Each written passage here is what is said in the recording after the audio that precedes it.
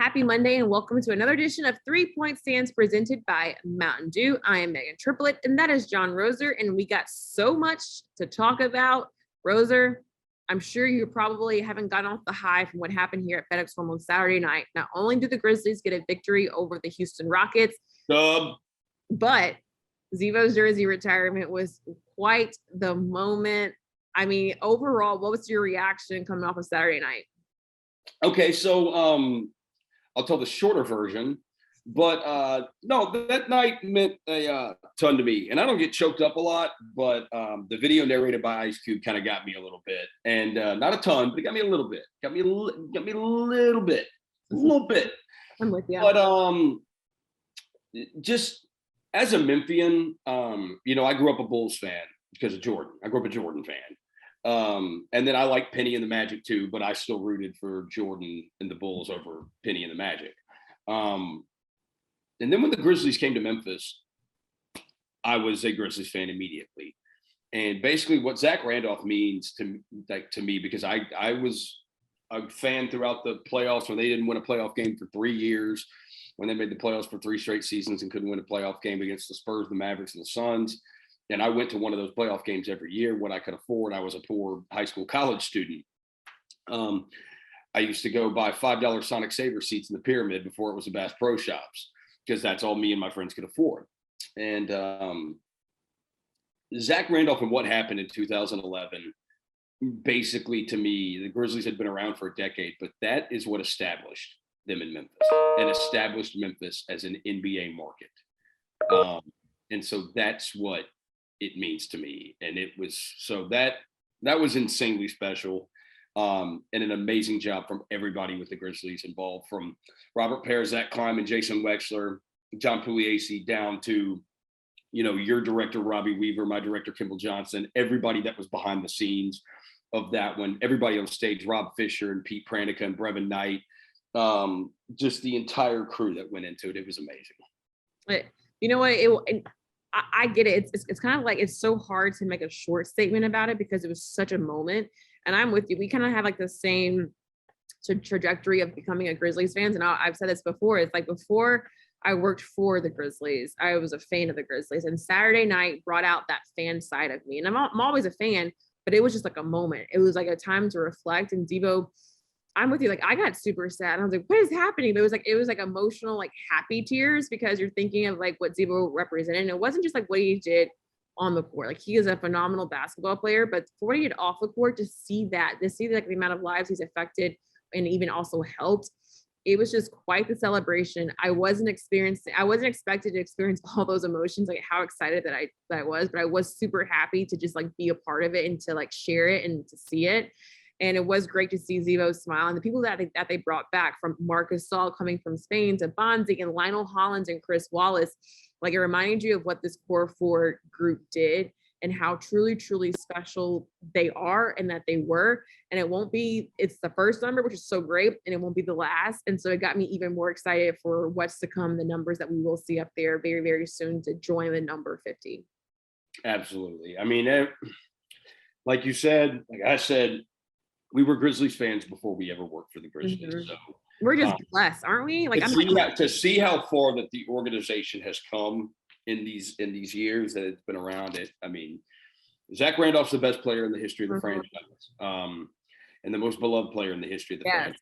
And you mentioned the stuff that Zach also did in the community, and it's also the stuff he continues to do in the community. So shout out to Zebo, shout out to the Grizzlies. An amazing night all around Saturday night. It definitely was. It was an amazing night on Saturday. Wasn't an amazing night? I was going to say Friday night at FedEx Forum.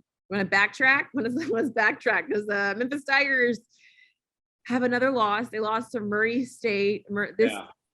Roser on Friday. I mean, they took their foot off the gas. I think, I was there. I was at the game. I'll be at the Alabama game too.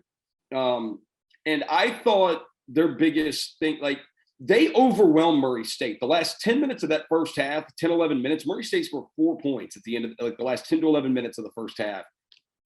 And I thought Memphis totally overwhelmed them. They were pressing, they were athletic, using all of that to their advantage, and then getting some easy buckets. And that's how they pushed the lead out to 14, and then 12 or 14. And in the second half, even when they were trying to get back in it, they lost the lead. Murray State's drilling threes left and right. Okay. And then in the final minutes, like Tyler Harris had made 2 straight shots, and then Memphis didn't press off either one of their makes. And it's like, you press them, like use your athleticism to your advantage. That's what you have on them. That is your advantage, is your ability to overwhelm them athletically. Because you watch that Murray State team, they do not have the athletes. Yeah. They did not have close to the athletes that Memphis had. And Memphis just didn't do it. And I heard Penny Hardaway after the game. I listened to his post game, and he's dejected, and he should be. This is on you, and it's your time. It's your job to figure out. It's why I didn't look. I think they will figure it out this year, but they're in a position where they're probably going to have to win. They're going to have to win their conference tournament. Let's take a beat Alabama and Tennessee. They're probably going to have to win the conference tournament to be able to make the NCAA tournament. They're going to have, not probably, they're going to have to. Like they're going to have to at this point. When you look at you play in the American. The teams just aren't there to help boost your resume. So you're going to have to win your conference. And I think we knew that before, but now it's kind of just like, the pressure is on, and every single game is going to count. Every single game is going to matter. And I just don't know kind of with these 2 tough matchups coming up with Alabama and Tennessee, it can either really, really defeat you. I think emotionally, just everything. And I just don't know what that locker room is like right now. Penny said he was out coached, and he really was out coached. Well, Lester Quinones broke a glass door.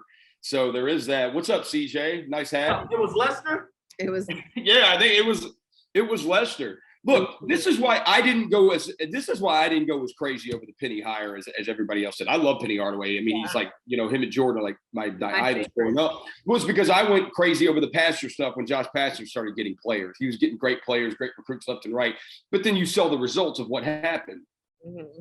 And it's why I didn't go crazy over Penny. I'm like, okay, I've done this over a first-time head coach who can get players. Like, and I know the city goes crazy over it. It's freaking crazy about Memphis sometimes. Like Memphis basketball fans, like they love recruiting more than they love anything else. Like they love getting players more than they love actual results on the court.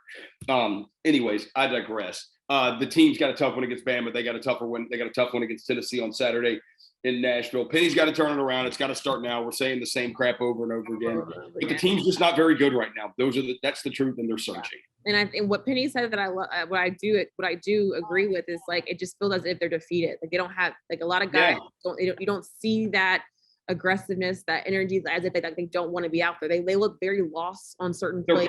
They're pressing so much. They're so nervous, and they're not having. Penny said they're not having fun, and it's true. And they're not. And they have so much weight on their shoulders. Yeah. And they've got to get back to just having fun. Block everything out and have fun. And do what you do best. Play some defense. You got to play defense for a full entire game. Like, come on. Yeah. All right. Let's now overreact to week 14 of the NFL. So much happened. My Titans got a win against the Jacksonville Jaguars. That doesn't even count. That's not even in the NFL. It mattered because Jacksonville's, their playoff hopes are done. But in ours, we're just one step below. But what would you say was your biggest overreaction after week 14? I don't think it's an overreaction. I think Tom Brady's the MVP of the league. I think he's going to win the MVP of the league, which is insane to be 44 years old and win the MVP of the NFL. So much to me, the NFC is loaded between Tampa Bay and Green Bay and Arizona, who plays tonight against the Rams. And Dallas can still get in that conversation, but I don't think Dak Prescott's healthy. He does not look right now. They've got their defense back because they got Gregory and they got Lawrence back, and to go with Parsons, who's a freak. They're back. Their defense is back. But Dak's got to be right. And if Dak can't get right, Dallas is not going to be up in that category. They're not up in that tier with those guys. Okay, well, my overreaction. But they can be. And Dallas has the talent to be able to win it all. But if Dak's not right, it ain't going to matter. My overreaction at this point is there's nothing that Tampa can't do. There's nothing Tom Brady can't do. Just break all the records. And I'm just going to sit back and enjoy at this point. I think I've gone through the years of being very frustrated and upset.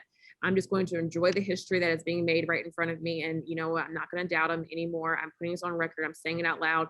And I will say the biggest disappointment this season has been the Buffalo Bills.